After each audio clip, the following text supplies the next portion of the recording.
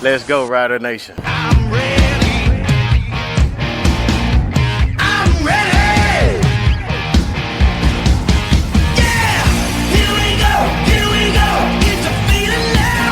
Get 'em high, get 'em low. 'Cause we're dealing now. Everybody's giving it all they got.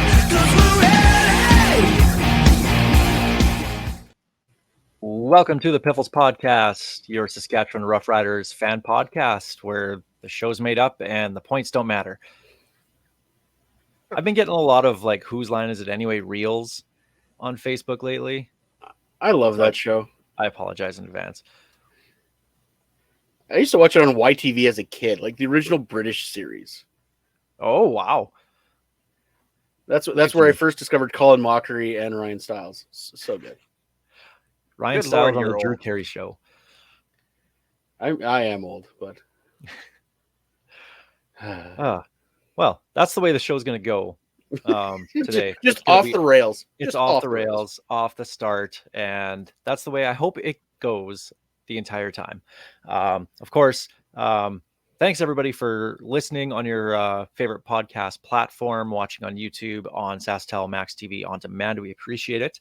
You can give us a follow on X at Piffles Pod. I'm at Real Alex D. I'm Safamad. And as always, I do not need nor want your pity follows at Greg on Sports. Check us out on Facebook as well, too, and the website, pifflespodcast.com. Piffles Podcast, of course, brought to you by our great friends at Dairy Queen on Elphinstone Street and Sask Drive in Regina. Before we get started, for those watching, you can see this super sweet Zubaz-style hat that I'm wearing. For those that are listening, I'm wearing a hat, and it's a Zubaz-style green and white rider hat from, God, probably from the 90s somewhere. That's when Zubaz was a thing, right? Unless you live in I just saw a clip with the Riders and Bret Hart featuring Glenn Kolka. So, like, we are really throwing it back today. Yeah.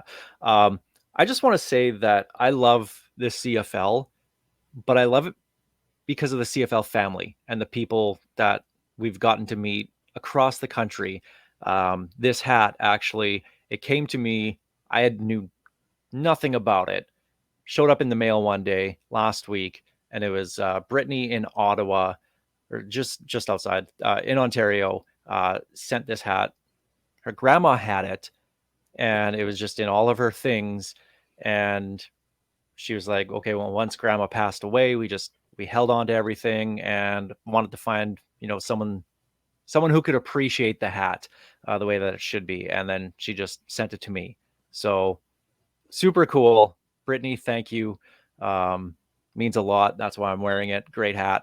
And also, speaking of the CFL family, why I love them, out of nowhere, Arlene, which you guys will know as Great Cup Bound on Twitter, X, lovely person. Love Arlene.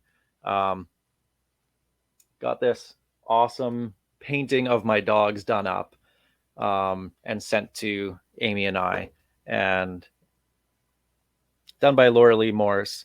And it's just cool. And it's just great people across the CFL family, and just want to give them a little shout out here, because that's why I love the CFL. Yes, I love the game itself, but it's the people around it that make it so good. So, Normally I feel sorry for the people who choose to watch the video version of this show because they're stuck with us. But today they get Zubaz hats and awesome paintings. So I feel a little bit sad for the podcast listeners today. You You get audiophiles with are missing out. I'll post a picture of me in a Zubaz hat. I apologize in advance. Maybe I'll put the Zubaz hat on my dog. Maybe we'll do that. Make it look pretty decent anyway. Anyway, I love the CFL family, and that's another reason why we do this, is because we love the CFL, we love the game, and the people that love the CFL as well are just fantastic people.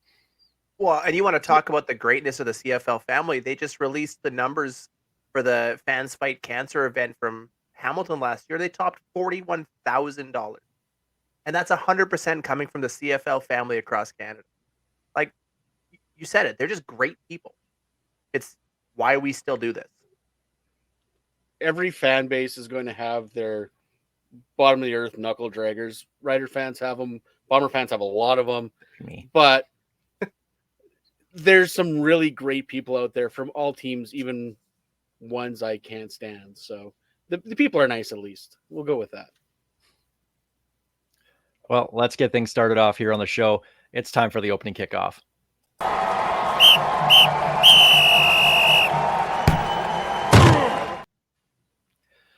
Now, seeing as it's the kind of the real quiet part of the off season, not a lot going on right now, perfect time for the Riders to make an announcement that they did.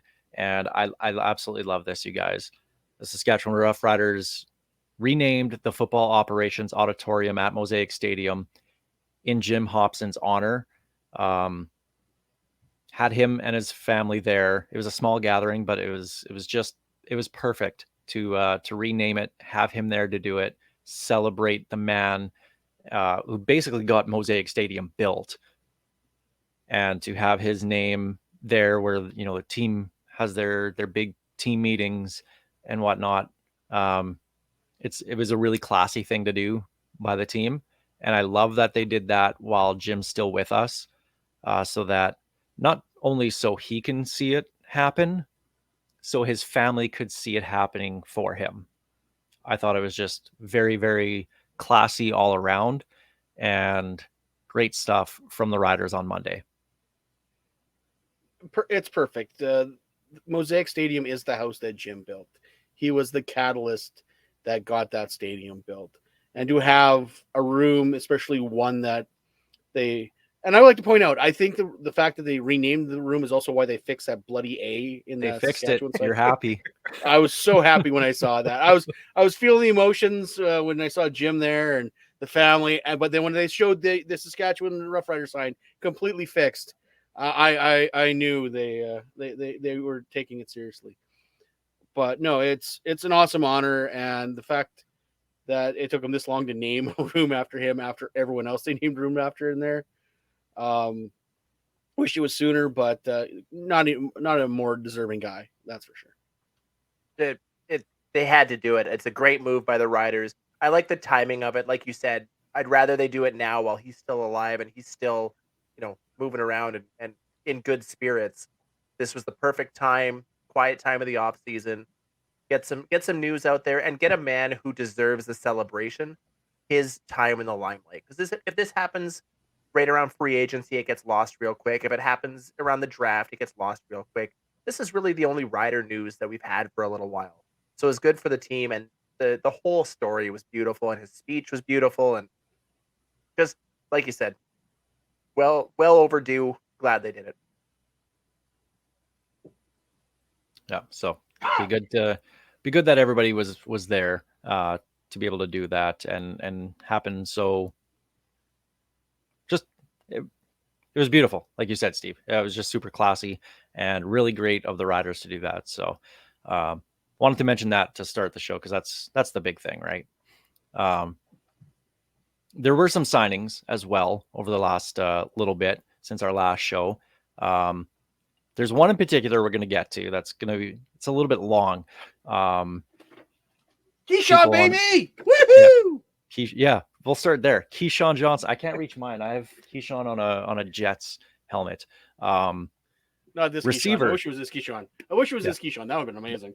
That'd be a Chris Jones move right there, is what that would be. Remember when he tried to or almost brought in Terrell Owens? That was the rumor going around. Brought in Vince Young. Yeah, that's a Chris Jones move. Couldn't say move. Saskatchewan after 3 tries. So the Riders signed a receiver, Keyshawn Johnson. And looking at we'll talk about receivers here for a little bit. Going into free agency, I guess, I was convinced that there's only one open spot on the roster for a starting spot in the receiving group. You have your KSB, Sam Amelis as your starting Canadians. You have Linnaeus. Your Bain. And you have Bain starting as well. Jareth Stearns, I think you can kind of pencil in, but I don't know so much anymore. I think there's going to be a complete open spot for 2 spots, the Stearns spot and then the other spot, I guess, left by Tevin Jones. So I think there's 2 open American receiver spots. in the starting lineup, plus practice roster, all that kind of stuff. I'm really looking forward to the competition from the receivers that they're bringing into camp, because they're bringing in quite a few, and there's a couple spots. I think it's more there's an open spot and a competitive spot. I think Stern definitely has the inside track, but they've signed some really interesting guys out there. You got Geronimo coming in with NFL experience. Um, you got a lot of young guys with have speed and height, and I'm curious of what they can actually do here. Like Lipscomb was on the roster last year. He might be better coming in this year. That Daz Newsome, kind of interesting. Jake Parker's got like sprinter speed. Yeah. Like it's gonna be interesting. It's gonna be a battle. I think the biggest thing that you highlighted is they're bringing a bunch of guys with NFL experience. Johnson has a little bit. Geronimo Allison's got a lot. These are guys that have been to the show and are still relatively young. I can't remember how old Keyshawn Johnson is. Obviously, he's not 51. And the Keyshawn Johnson we're all hoping for. I think he's 27, 28, if I remember correctly. I got But the he's roster spent open the with last seconds. 5 years on practice rosters in the NFL. So obviously, guys have given him this shot. He's somebody that has the talent to stick around. Now he's going to get his chance to show it. I don't think we have any real locked-in spots outside of the Bain and the Canadian options. It's going to be a fun training camp, and not because we're looking to reload half the roster, but because there's a team that needs to be retooled a little bit now after a fairly active free agency. Keyshawn is 27, so. And Jake Again. Parker's 28 and wearing the unfortunate number of 74. So, Well, what I don't know how many receivers that wear 74 to make the team. what number was Ray Elgard when he started? He was in the 70s as well too, though. So 72. He might have been 72. It happens. It happens, I guess. And a couple signings for defensive backs.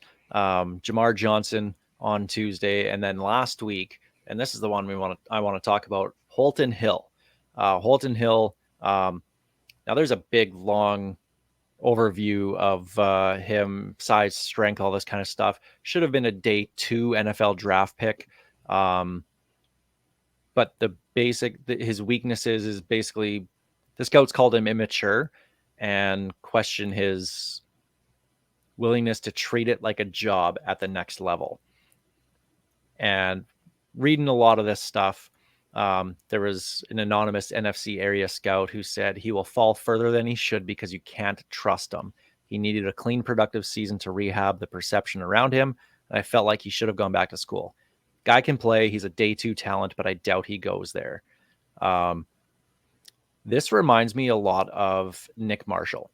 When you look at the strengths and weaknesses of what both of these players have, it's pretty identical. Very good players. You kind of question some stuff. When you have really athletic people, sometimes they overcompensate with their athleticism. They don't need to try as hard.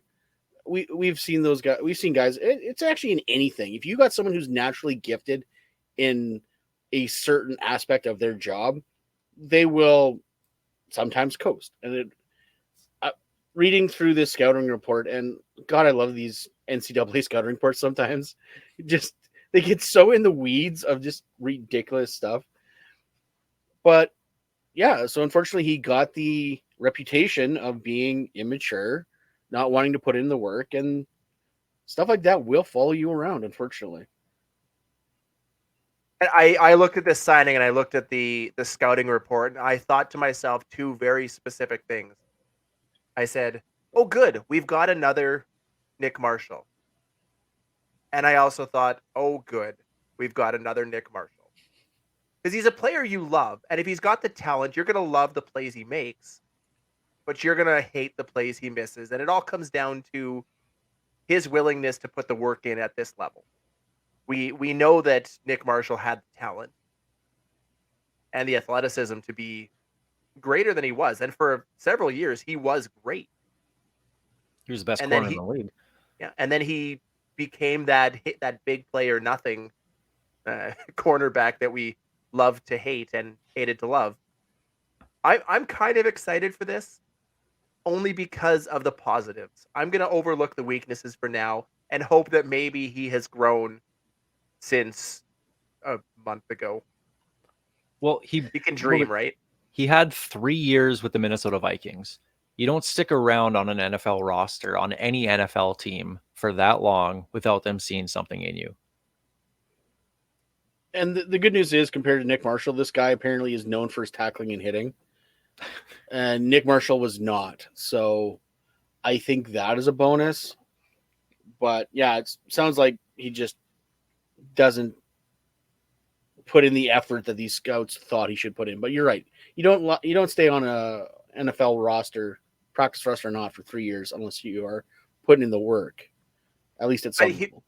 Here's the scary part, though. If you're not putting in the work for $1 million contracts, are you going to be putting in the work for lunch pail contracts?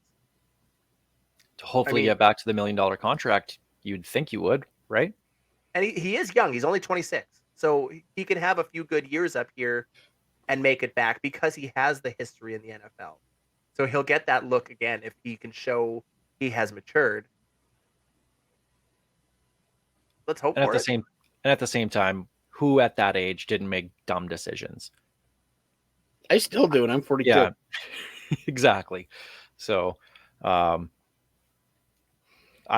again defensive back. That's another position in training camp that I'm really looking forward to seeing the competition. They're bringing in a lot of guys here, tentatively for one spot and a couple practice roster spots, really. So that's going to be quite a battle because they're bringing in quite a few players. You got Rodney Clemens, CJ Colden, Cole Coleman, Mark Fields, Holton Hill, Jamar Johnson, Mark McLaurin, who was with Edmonton last year, Jalen Edwards Cooper. Yeah, like these are guys that are essentially fighting for one, maybe two spots on the active roster. So it's going to be quite the competition in training camp. Every time I go through the roster and see Habakkuk Baldonado, I just smile. Love that name. So there's the signings over the last week here for the Saskatchewan Roughriders. I'm surprised we haven't seen any quarterbacks. Are you guys surprised we haven't seen a young quarterback brought in? I'd like to see one. Really? I mean, they've got 4 under contract. I could see them maybe bringing in one more as a camp body, but I think they're happy with who they got. You've already got your number 1 and your number 2. We know Mason Fine's going to go into the season as the backup because there's no other option. And you got Patterson and Pipkin to take that, third down gamble spot or the bench spot, I suppose. I don't think they're going to be too excited. What if Patterson challenges Fine this year for number 2? I think that's an option. See, to me, I think that's the battle is the number 2 spot because I think Pipkin's going to be the 3. I think his short yardage is good enough where that's probably the plan. And he does have experience starting in the CFL, so you do have an experienced backup just in case things, go sideways like they did last year for the team. Because I can't see Patterson and Fine both making the team. I just can't see it. They did last year. Well, yeah, but also I don't see Patterson, settling for that again. Is he going to take a practice roster spot again? I doubt it. It's no job at all.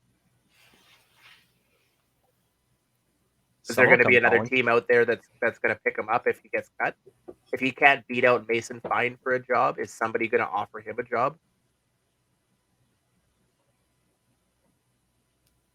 Good question. That number, yeah. Unfortunately, Rider fans pray for the health of Trevor Harris. We have to this year. Yeah, like light a candle, pull out your beads, pray to whatever God you pray to, because woof. we saw what Mason Fine as a starter looked like. Shea Patterson never got a chance because of injury. I don't know. Like I don't know. And that's why I think they should be bringing in a younger guy, at least for the beginning of rookie camp. See if the guy can make the throws and whatnot, right? First couple days of training camp, because you're going to need arms in training camp. You don't want to waste Trevor Harris's arm, in before preseason even starts. But there is no long-term future on this roster right now for a quarterback. I just don't see it. I don't see it being Patterson, and it's definitely not Fine. And I know I was saying that I think the bridge is there for this year for Cameron Dukes to be the guy that they go after next year. Toronto's backup. But with the whole Chad Kelly thing, who knows? So I'd like to see them bring in a young guy just to get the experience of a pro training camp and see if he takes a practice roster spot. They got to bring in another arm. You're right. 4 quarterbacks is not enough to get through training camp, especially with what Trevor Harris can do. As long as he stays limber and good, you don't need to worry about him chucking every day. Yeah, bringing in another arm definitely wouldn't hurt them. We left off last weekend talking about girl math and the Riders putting out that ad. Of course, because this is how the world works. As soon as we put out a show, something happens, whether it's a signing or whatever. We talk. The Riders listen. They listen, and then they make a move. And then the very next day, after we released the show, they sent out another email apologizing for missing the mark on the girl math, and I think it was a good apology. It actually went into detail, which you don't see a lot of in public apologies by corporations. So I thought it was genuine. Again, I love that they went out and tried. I really, really do. It fell flat. And I hope they keep swinging for the fences on their ads and trying to get people into the stadium, because they're gonna hit some home runs. They really are. This one it was a ground ball. When you look back to last season, we saw some of those home runs. The watermelon ad, the chips ad with Rob Vanstone, right? Like they are making great moves. This one wasn't it, but they came out immediately with a much better than you come to expect apology that really laid it out and explained why. The only issue I've seen from some people with the apology is that it somehow blamed the women for it. I don't think they were trying to. I think they were trying to explain that there were women involved in this process to kind of explain that it wasn't a male-led thing that a lot of people thought it was. But that part of it almost missed the mark more than the actual ad. Yeah. The rest of it was solid. I think, and we brought it up when we were discussing this, there was a lot of PTSD from the Experience Regina fiasco, and they thought they needed to over-explain their process, and in doing so somehow created a different controversy with it. I've seen, and it's typical, you're not going to make everyone happy with everything you do. I've seen people more mad that they apologized about it and not just owned it and moved on, because people are soft and you can't make jokes anymore. No, sometimes you can't make jokes anymore. That is called accountability. That's the world we live in now. We live in a society, people. Did they need to apologize? I don't know. They did. So good on them. They realized they offended some people and they missed. So once again, it's much ado about nothing, but I'm glad they took accountability, because more often than not, you get that typical, I'm sorry we offended people, or I'm sorry you didn't get the joke. And this seemed actually genuine, going, hey, we missed the mark and we'll be better, which is way more accountability than 95% of companies do when something like this happens. And I saw a lot of people respond also with, this was basically an I'm sorry you didn't get the joke type apology. And I look at this, I've read it a dozen times, and I don't see that at all. That didn't read that way to me. It read very much like you said, like a well laid out and explained path through the through what they went through to make this ad happen. But a lot of people were saying that it was a I'm sorry you didn't get it. Do either of you see that in this apology or this letter? I don't, but in something like this, where it's such a, I mean, it's a TikTok trend, right? Look at the core base of fans of Saskatchewan Roughriders. It's not a TikTok base. So jokes aren't funny when you have to explain them. So the fact that they had to kind of explain it, I don't know, just the whole, it just didn't land. That's all.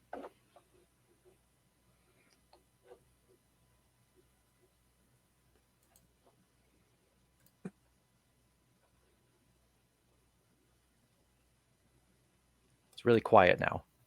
Yes. What happened? I was waiting for you to move on because I have nothing more to say on this. Okay. Would you like me to make a wide apology for why it's so quiet all of a sudden?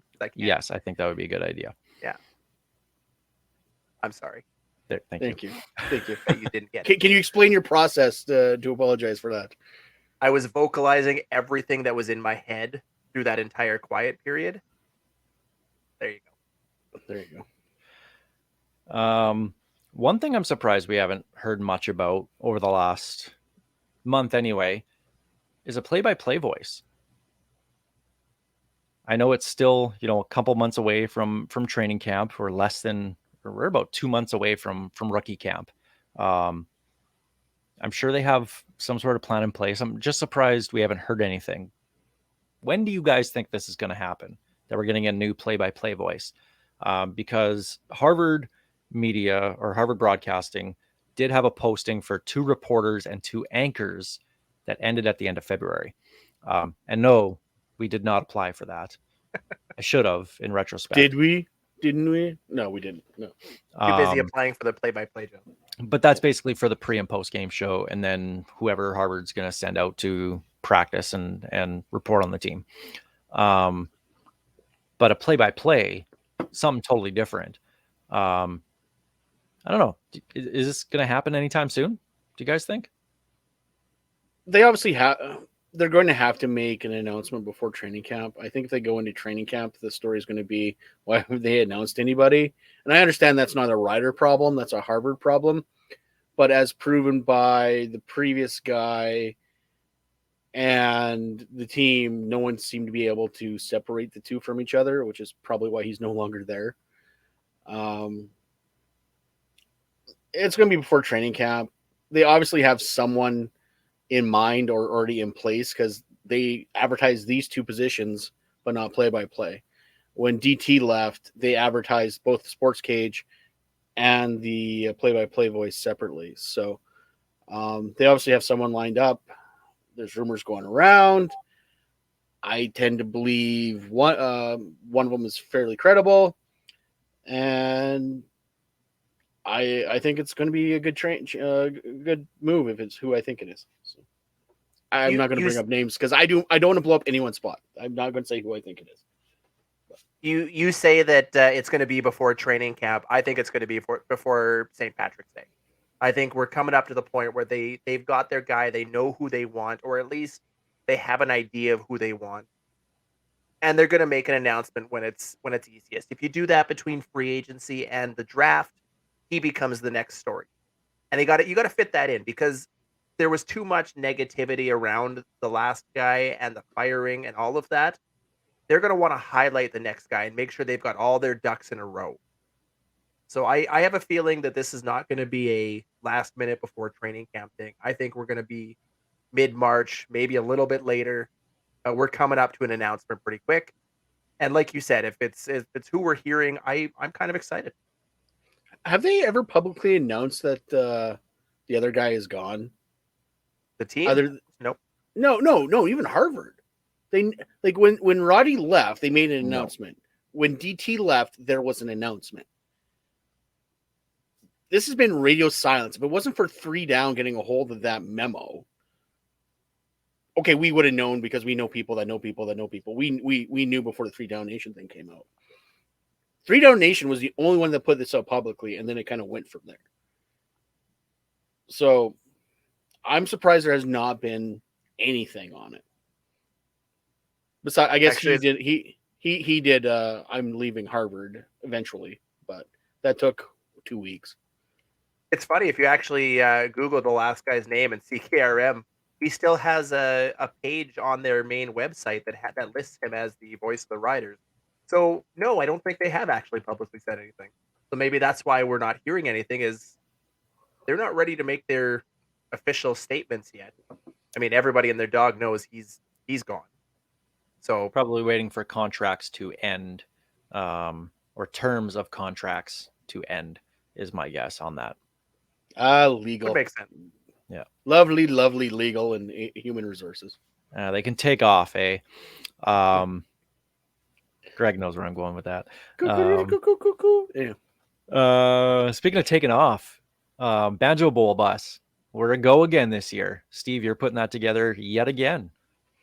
I Sucker. can't wait. You know, I constantly complain about all the work I do for it, but deep down, we all know I enjoy Constantly. it. Oh my god. It's so much fun for me. It's honestly, that trip is the highlight of my year every year. It's so much fun. We get a group of great people.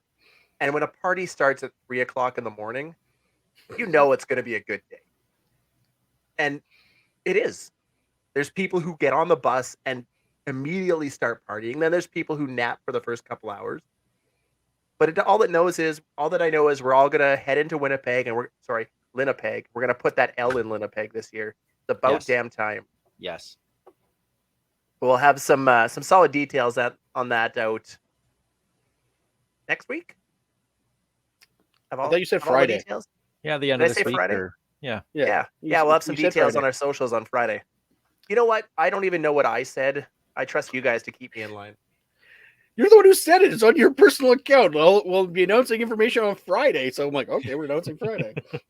Well, this is my baby. This bus tour is my trip. I enjoy it. So I guess we'll be telling everybody all the details on Friday. I can't wait.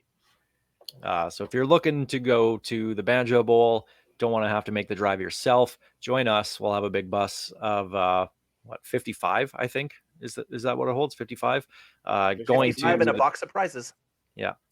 Big box. It's actually right in front of me. A whole bunch of stuff here. We'll save the treats for the bus, but lots of good stuff that will be given away for great Rider fans here on the bus.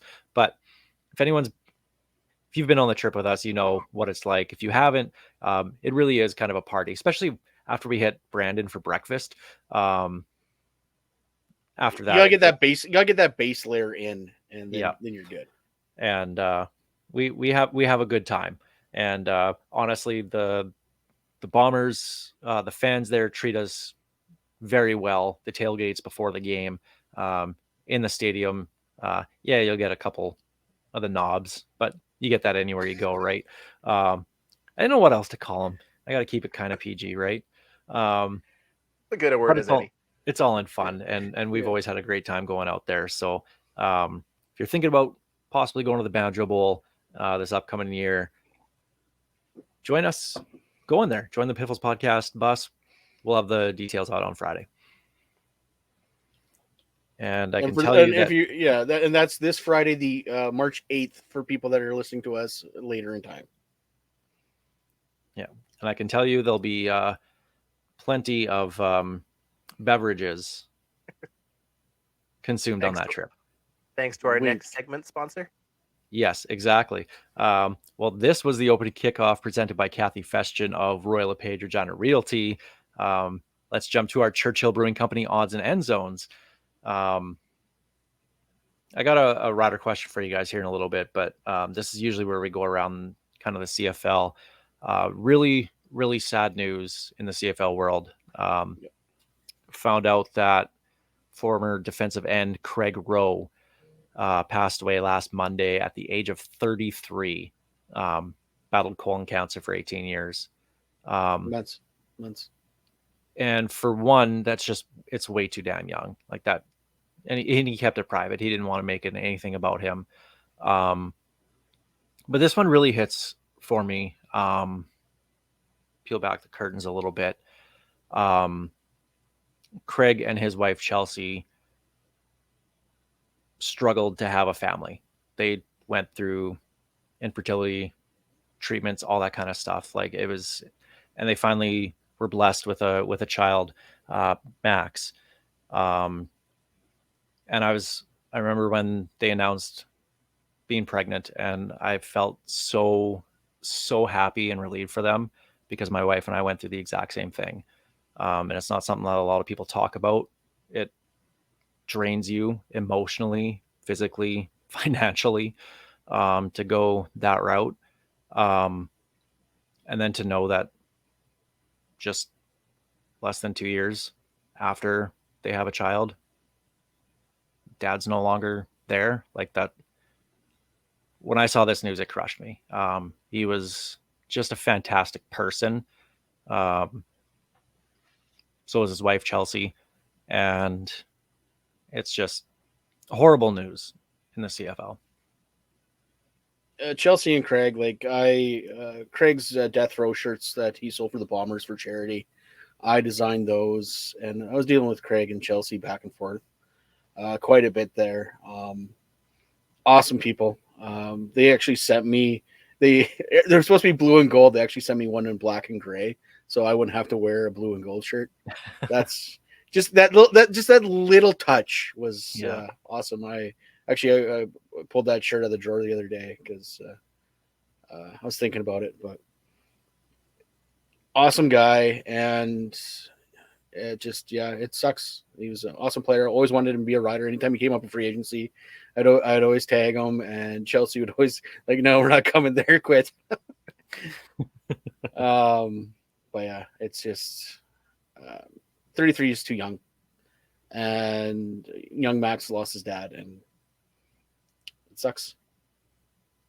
And you look at it, the thing that shocked me the most, like you guys said, there was no public information. Nobody knew he was sick, other than obviously, I assume, close friends and family. But he was posting about his defensive lineman training program right up until his final days. And part of his reasoning for not saying anything was he wanted it to be about his work, and he didn't want to be the story. He wanted the work to be the story, and his wife is still carrying that on after his passing. That tells you everything about the kind of person he was. It wasn't about the publicity. It wasn't about him. It was about everything around him, and it sucks. 33 is too young. You know, we're from Saskatchewan. Obviously, we love to hate Bomber players, but he was one of those guys you couldn't do it. You couldn't hate him. He just seemed like a larger than life kind of guy. So that definitely hit home a little bit. That's 33 is too young. It's far too young. And I'm sure both the BC Lions and the Blue Bombers will have nice tributes for their home openers anyway, for Craig. Going around the CFL, some rider ties, I guess. Drew Tate officially named as an offensive assistant in Toronto. He was, of course, the wide receiver coach here last season. That still cracks me up that Drew Tate was a wide receiver coach. And he was Cody Fajardo's backup in 2019. Was it 2019? 2018. One of the 2 years. 19. Yeah. Yeah, it's 2018. For the playoffs, right? Because that was when Cody was having the back injury that almost kept him out of the game. Oh, yeah. And Drew Tate was the kind of the emergency backup, and he That was 19. It wasn't 18. It was 19. Was it 19? 19. One of those two. Cody never got his. Cody never made his. Yeah. I'm looking at his career right now. It was 2018. Oh, okay. That he was with the Riders. Yeah. And I'll never forget watching the team come out of the tunnel, and there was still question marks. Is Cody going to play? And Drew Tate comes out in sweatpants. I'm like, oh yeah, Cody Fajardo's he'll play the full game. You want to talk about a guy who's made a career out of never out of holding a clipboard, I don't think there's a better poster child than Drew Tate. Chase He started Daniel. 15 games in his He said NFL CFL. wise, Chase Daniel. Okay. Yeah, but CFL wise, Drew Tate started 15 games over what 10 years. He is Like, we're the talking about CFL's a guy- Alex Moran. Threw for 5,000 yards in his entire career, and has made a coaching career out of it, and a solid one at that. Who's the You gotta CFL's respect it. Who's the CFL's Thad Castle? You bring Ooh, up Alex Moran. Yeah. Who's We're Thad Castle? talking Blue Mountain State for those who don't understand the reference. Coming back, isn't it? It's coming back. It is coming back. And Go Goats. that is back. Back from his Thad failed Castle. NFL career to coach Blue Mountain State Goats.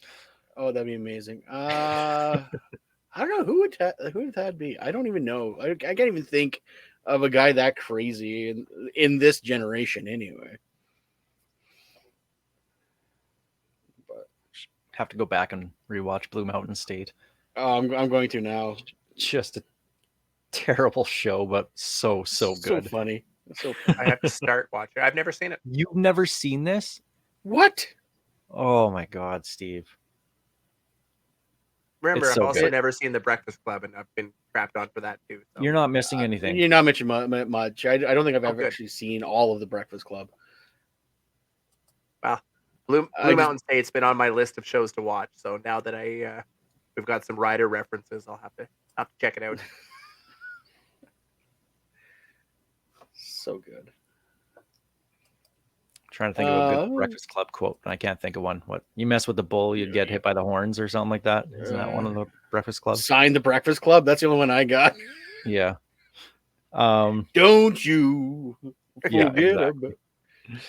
about. We've reached the Greg is singing stage of the show. Yeah, I think we've it's hit time the part. We need to move on. Okay. Yeah. Well, I want to bring up something riders here. And I've been thinking about this, and I'm going to put out an article in the next day or two that I've had written for probably about 4 months. But it sounds like the CFL is going to get new jerseys. Teams are getting new jerseys this year, potentially new designs. I don't know. Do the riders / CFL need a rebrand? The riders have had their current logo, the regular, this S that's on my Zubaz hat, since 1980 something. There's been tweaks. There's been tweaks. Yeah, there's been tweaks. 1985, they've had this current branding, but they dropped the gray in the logo in 2016. But And all then their they fixed the S. Yeah, but the other previous or primary logos that they've had, they've used for less than 20 years each. This one's going on 40. Is it time for a refresh? Kind of the way that the CFL went from their logo to Jeffrey Orge's one thing that he did for the league, sustained thing for the league by changing the logo. Do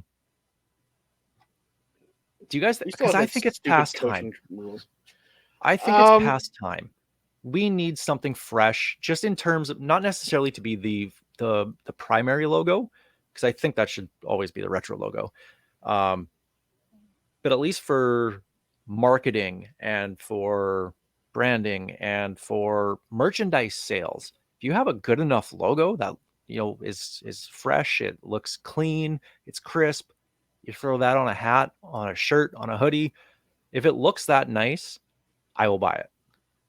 I'll pay the 20% rider tax, whatever it is, at the rider store. But if it's a good enough logo, I will buy it. And I just think there's so much potential with a rebrand. As the resident logo snob, I am going to go yes, but no. The riders could use a refresh. I don't think they are going to ever change that logo, considering it is worldwide recognized. One thing Jim Hobson definitely, when he came in, he made that logo synonymous with this team anywhere you go.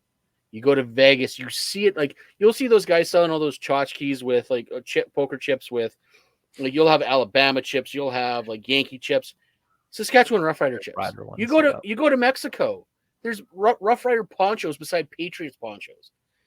Like that logo is so well known. When they last year when they were doing those the team schedule announcements and they're showing logos to people that don't know anything about sports, the Riders was the logo they were recognizing. Like, while yes, they could use refresh for us fans so they can get more money out of us because we're suckers, it'd be ridiculous for them to change it. Could they add to the brand? Yes, of course they could. They trademarked the logo, 2-3 years ago now? That has been sitting on mothballs. I could see that in some kind of alternate aspect. But them changing the primary mark, like I said on Rider Fans, what was it, last week? They stitched that into a field for the reason. It's not going anywhere. Here's my thought on it. You want to change the alternate logo? Absolutely. But if you're talking about changing the primary logo, do the Montreal Canadiens change their logo? Do the New York Yankees change their logo? Do the Green Bay Packers change their logo?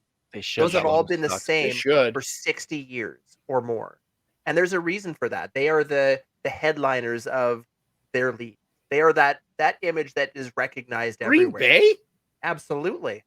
Wow. Green Bay is right there with them. I've seen I've heard some Homer takes on this show. Yeah, that might be the worst. blows my mind. I'm talking specifically from a logo perspective. I'm not talking team-wise. I'm talking Dallas logo. is star, and I hate the Dallas would be the other one, absolutely. And I was trying to think of the one for the NFL. They would probably be up there at the top. But we're talking about from a known logo perspective. These are teams that don't touch their logo for a reason. And the Riders belong in that list. They are that team for the CFL. To me, changing the main logo would be a mistake.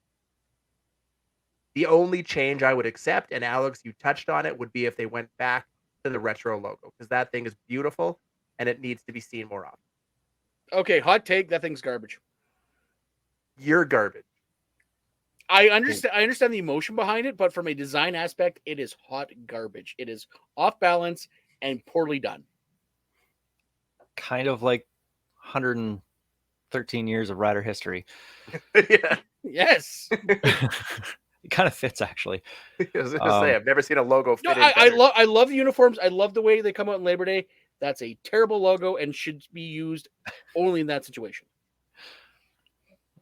Now, in terms of jerseys, I think they should just go back to the retro style permanently, especially the white jerseys with the green pants.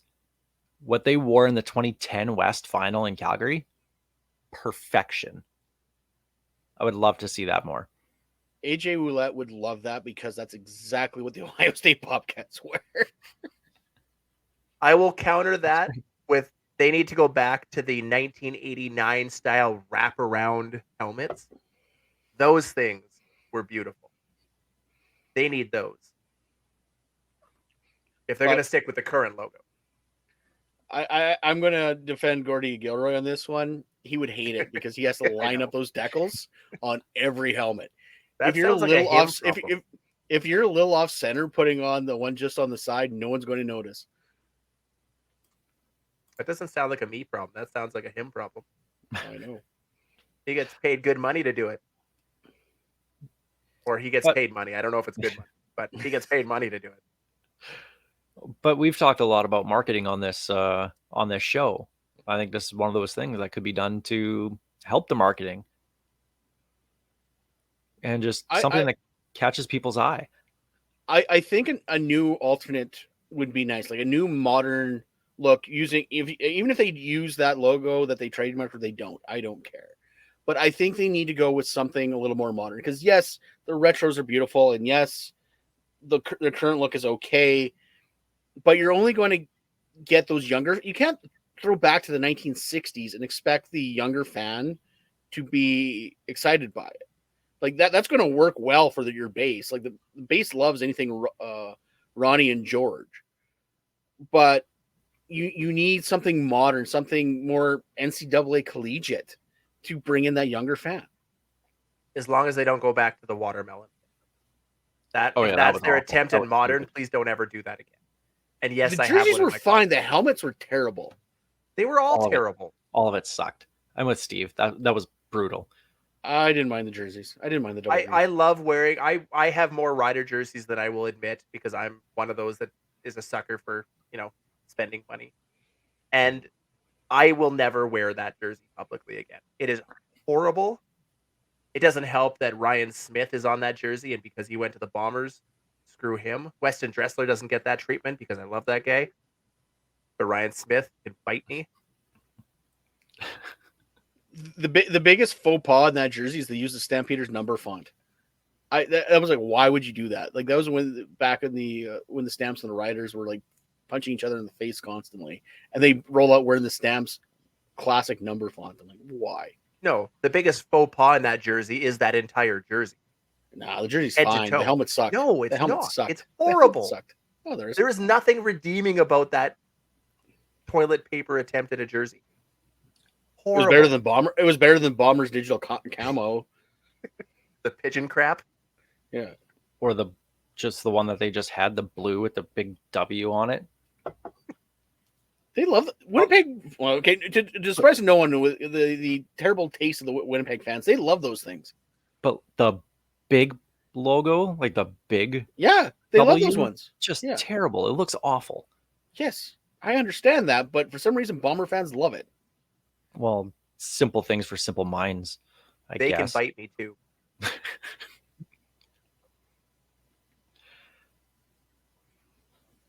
I don't know how to get out of there. But Speaking anyway, of people that can bite Steve, yeah. I don't know. I just think something could be done. Anyway, let us know what you think. Listening and watching. Do you think the Riders could use a refresh? Maybe not a rebrand. Maybe that's the wrong word, but a refresh in the branding. Maybe we'll go that route. like I said, I think they could use something to add to it. Like I said, a new alternate, a new side logo, a new secondary, something out there. Keep the retro stuff, keep that separate, but yeah, have it something else. And team up with like 22 Fresh or something, because kids still love 22 Fresh. So get kids involved somehow. You have to get them to like the logo, like the brand, and they'll buy tickets when they can make their own money, all that kind of stuff. Like that's what they have to do. They have to get younger in the fan base. And I mean, that's the whole purpose. Like you look at what the Saskatoon Berries are doing. It's brilliant. And I just think that there's some really good people, especially in Saskatoon, with the Berries and the Saskatoon Blades, with the whole bananas and everything else they've done has been just excellent. You can tell the Blades, the Rush, and the Berries have the same marketing team because they are putting in the work right now. They are doing so good. Go up to Saskatoon and have a meeting with them and just get a creative thought process going and spitball some ideas and see what you can come up with. Again, it'll be just like any other ad. It's not all of them aren't gonna, hit home runs. You're gonna strike out on some, but give it a try. Sell some merch off that, make some money. And if it fails really bad, you'll sell merch that way because people will want to collect it anyway. Exactly. So anyway, let us know what you think. Do you think there should be some sort of refresh in the branding? And one other thing, we briefly touched on this last week, and I wanted to bring it up this week. The Edmonton Elks ownership bid presentation is coming from a group of former players that want to buy the Edmonton Elks. This is headed by Garrick Jones, who played for the Elks. I think he played for the Stamps and the Bombers as well. Played for the Houston Texans. He's actually done really well for himself post-football in marketing, everything else he's doing. So he's kind of leading this. But in his group of former players that want to put this presentation together to potentially buy the Elks, Damon Allen, Tad Cornegay, Calvin McCarty, Adam Rita, Nick Lewis, Fred Stamps, Dan Komisky. Like these are some big time names here. A lot of guys that have the Edmonton, connection, right? That played for the team, that are from there. I like the idea of former players wanting to own a team, because and the plan was to try and bridge the gap between owner and player, to make things better for players, to make things more accessible and whatnot. I like the idea. They've been talking to the consultant group that the Elks have hired, to look at, should they go to privately owned instead of publicly owned. But I have more questions about this than I do anything else, because what if things don't go well? Let's say they buy the Edmonton Elks. The record on the field doesn't change. They're still a poor team off or on the field. They need to get fans back. And if you're not winning, doesn't matter who your owner is, people aren't going to come back. And if you're not making money, how long is an owner going to stick around for? Not everybody is a Bob Young, David Ackles, who will just keep throwing money around just to keep a team afloat. So, is it sustainable? I don't know if it is. You would have to think, if they're legitimate going to take a run at this, they have to have a solid investment plan behind them, or a big money investor, because Garrick Jones has done well. Damon Allen is doing okay outside of football, but I don't know how much money the rest of these guys actually have. They had very successful careers, and they probably are well off, but are they team ownership well off? I don't know. So how much money can you put in to a franchise that apparently is one of the most successful franchises in CFL history, that's just hemorrhaging money in one of the supposed to be top markets in this league? I don't know what the answer is. Frankly, if the Elks were not publicly owned, they could have been folded last year. Yeah. So, and yes, I understand you want to bridge the gap between owner and player.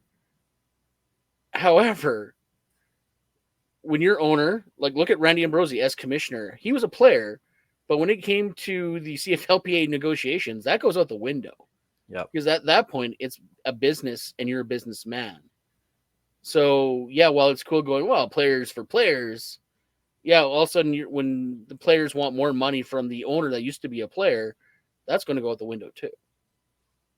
You see it all the time in major league sports. Players want to get into the team ownership business, but this is the CFL. These are not guys that made millions of dollars throughout their career. But let's take the money aside from it. Let's assume they are all lottery winners post career and have millions to put up. Let's just live in that fantasy for a second. They won the Powerball. Okay, sure. They've got $500 million to throw around. To me, the biggest issue here, outside of the money, is that's a big group of people. That to me feels like too many cooks in the kitchen. Who's the leader? Who has the most say? Do they vote on everything? How does this kind of consortium work when you've got 7, 8, 9 guys, all relatively well known in the CFL landscape? Who's the face of the organization? We're all Penguins fans. Who's the Mario Lemieux of the group as opposed to the Ron Burkle? Right? That's the difference. That's the difference. So Mario was always going to be the face. Burkle was always the money. Right. In this situation, it's probably going to be whoever has the money is going to be. I would argue, I have a sneaking suspicion, Garrick Jones is going to have more sway than Tad Cornegay. And if that's the case, if there's one guy that's fronting 90% of the money or 80% of the money, what is he doing with the others?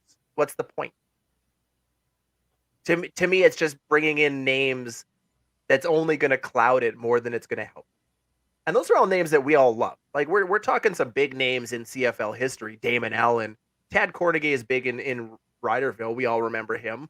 Nick Lewis, Fred Stamps. These are all big name guys. But what's the point if they're not bringing financial backing along with them to make it work. Oh, I'm I sure watch- I'm sure they're bringing a financial investment behind them. What you're doing is, though, you're lowering the risk of yourself by giving Tad Cornegay 5%. That's 5% you're not going to lose. Oh, absolutely. And I get why you want to bring in them from a money standpoint. But to me, it just feels like it's setting up for failure when you've got 7 or 8 big name guys who are all going to want their camera time, who are all going to want their face of the organization time. I just don't see it playing out as well as I think Elks fans would like to believe. But I might be the eternal pessimist on this one. And I get your point. Like yesterday was the 30th anniversary of John Candy's death, so you had a lot of Argos with him and Gretzky and McNall. 3 very big personalities. Candy, obviously, McNall more than Gretzky, even though Gretzky is probably more well known now than those 2 are. But all 3 of them were seen a lot. All 3 of them carried quite a bit of weight in front of the camera. You're right. 7 is too many. Like Dan Comiskey is not going to get the play that Damon Allen does. Yeah, take the 3 big names in there, combine them with the money guy, and I think you've got something to work with. But I guess we'll see. Now I watched it was about an 8-minute interview that Garrick Jones did, and I know when you're getting a presentation together and finalizing all that, which is what he's doing right now with everybody else for this bid, you can't really get into great detail on what you're presenting in public before you present it to, the Elks and the consulting group and whatnot. But it just seemed like there was no plan whatsoever.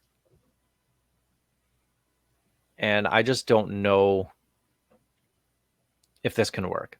I don't know. I still have more questions than I have answers. And obviously we'll wait until the bid process happens, if it does get to that point, and what their presentation actually is. Because it's intriguing to me. I really think it could be, it has the potential to be something very, very good for Edmonton specifically, but for the league in general. I just don't know if this is something that can actually last. My concern with this situation is this is not the first time Garrick Jones has tried to buy a team in any league. He tried selling NFTs to buy an NFL team. I don't know him as a businessman. I don't know. It just seems very, to use a wrestling term, carny, almost. And I would love to see him put his money where his mouth is, but this seems like he's trying to draw money in.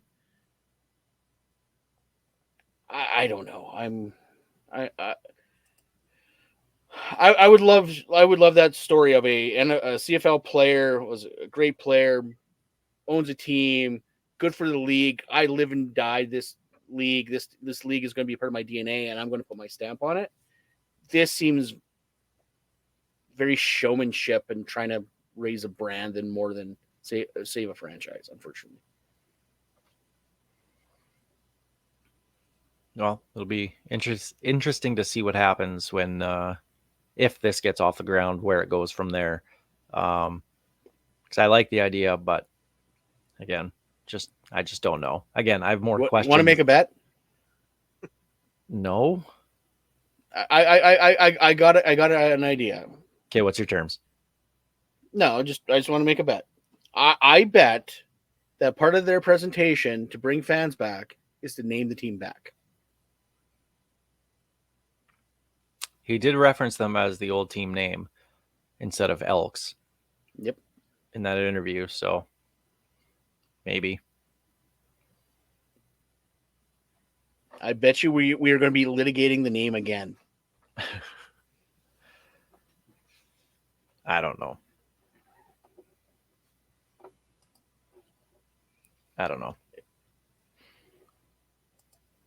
Oh, we'll see where it goes. Like I said, I'm intrigued, but more questions than answers. And I feel that's just all we're ever going to have from this is more questions than answers. But something needs to get done in Edmonton. I don't know what the answer is, whether it's new private ownership, whether it's, new people in charge. I don't know, but something needs to happen there. Win football games is probably their biggest problem right now. Probably. Winning cures all. We've seen that. We know how that is here in Saskatchewan. Winning got us a brand new stadium.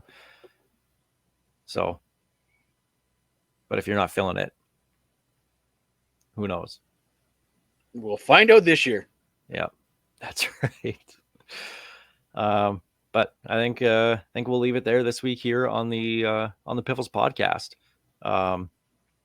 Again, Piffles podcast brought to you by our great friends at Dairy Queen on Elphinstone Street and Sass Drive in Regina. Special thanks, of course, go out to Kathy Festian of Royal LePage Regina Realty and Churchill Brewing Company for their support making the show possible.